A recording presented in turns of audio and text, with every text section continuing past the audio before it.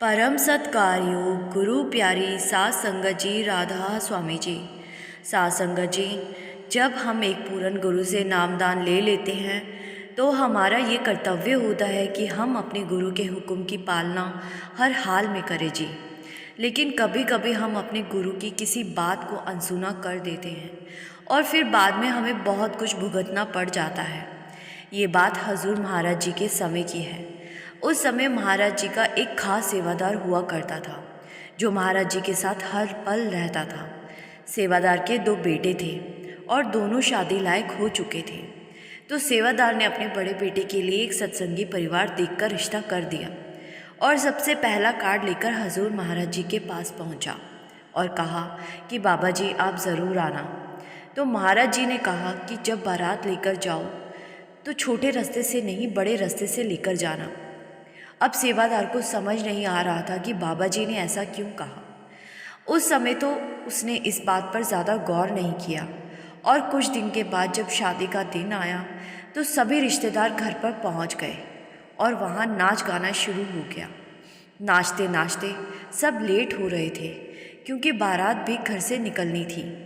फिर सेवादार ने सबसे विनती की, अब बारात ले जाने का समय है, तुम सब वहाँ पहुंचकर जितना चाहे नाच गाना कर लेना। तो जल्दी से सब गाड़ियों में बैठ गए और दूल्हा अपनी माँ के साथ एक गाड़ी में बैठ गया। और जब बारात चलने लगी तो सेवादार को बाबा जी की बात याद आई। बाबा जी ने कहा था कि लंबे रास्ते से बारात लेकर जाना। तो सेवादार ने सब बारातियों से कह दिया कि बारात लंबे वाले रास्ते से जाएगी। लेकिन पहले ही बारात बहुत लेट हो चुकी थी तो सब कहने लगे कि हम पहले ही लेट हैं और आप कह रहे हो कि लंबे रास्ते से जाना है।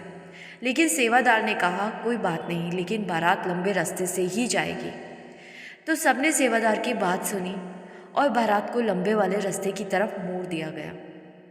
लेकिन कुछ दूरी पर ही उस लंबे रास्ते में एक बहुत बड़ा ट्रक फंसा हुआ था और जब पूछा गया तो इन्हें बताया गया कि ट्रक का टायर फट गया है और 20 मिनट अभी और लगेंगे।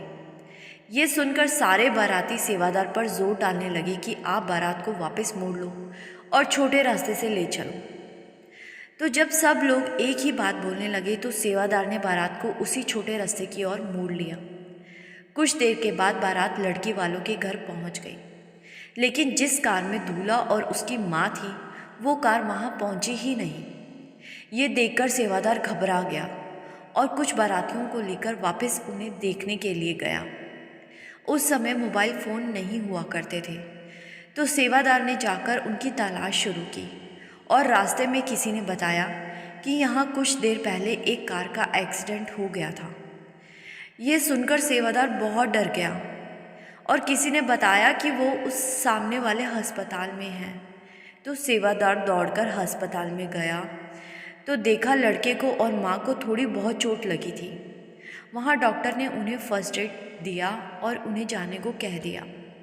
फिर सेवादार ने दोनों को अपनी गाड़ी में बिठाया और जल्दी से लड़की वालों के घर की ओर चल पड़ा। लड़के ने बताया कि अचानक एक दूसरी कार वाला सामने से आ गया और हमारी टक्कर हो गई और उसी समय वहीं खड़े एक सरदार जी आए और उन्होंने हमारी मदद की, हमें अस्पताल तक लेकर गए। लेकिन उसके बाद हमें वो सरदार जी कहीं नज़र ही नहीं आए। फिर लड़की वालों के घर पहुंचकर शादी का कार्यक्रम निपटाकर अगले ही दिन सेवादार डेरे पहुंच गया और बाबा जी से जाकर कहने लगा कि बाबा जी मेरे बेटे का एक्सीडेंट हो गया था। तो बाबा जी ने कहा कि मैंने तुझे छोटे रास्ते से जाने को मना किया था। तो सेवादार बहुत ही शर्मिंदा हुआ और कहने लगा कि बाबा जी बारात पहले लेट हो गई थी और सब लोग चाहते थे कि जल्दी से वहाँ पहुँचा जा सके। फिर सेवादार कहने लगा कि बाबा जी लेकिन आप क्यों नहीं आए। तो बाबा जी मुस्कुरा पड़े। उस समय तो सेवादार को बाबा जी की बात समझ नहीं आई, लेकिन जब वो वापस अपने घर आ रहा था तो रास्ते में यही सोच रहा था कि बाबा जी से जब मैंने कहा था कि आप शादी में क्यों नहीं आए तो बाबा जी मुस्कुराए क्यों थे। लेकिन उसी पल उसको अपने बेटे की बात याद आ गई। उसके बेटे ने कहा था कि जब एक्सीडेंट हुआ था तो किसी सरदार जी ने हमारी मदद की थी और हमें अस्पताल पहुंचाया था और उसके बाद वो हमें दिखाई नहीं दिए तो सेवादार को सारा खेल समझ आ गया कि वो सरदार जी कौन थे। साध संगत जी, हमारे बाबा जी देख लो कितने दयालु हैं। हम उनका हुक्म नहीं भी मानते तो भी वो हमारी हमेशा संभाल करते हैं। आज की इस साखी से हमें सीखना चाहिए कि जब गुरु हमें कुछ करने को कहे तो हमें किसी भी हाल में वो काम करना चाहिए, क्योंकि गुरु कभी भी बिना मतलब के कोई हुक्म नहीं करते। उसके पीछे कोई ना कोई कारण ज़रूर होता है। इसी के साथ मैं आपसे विदा लेती हूँ।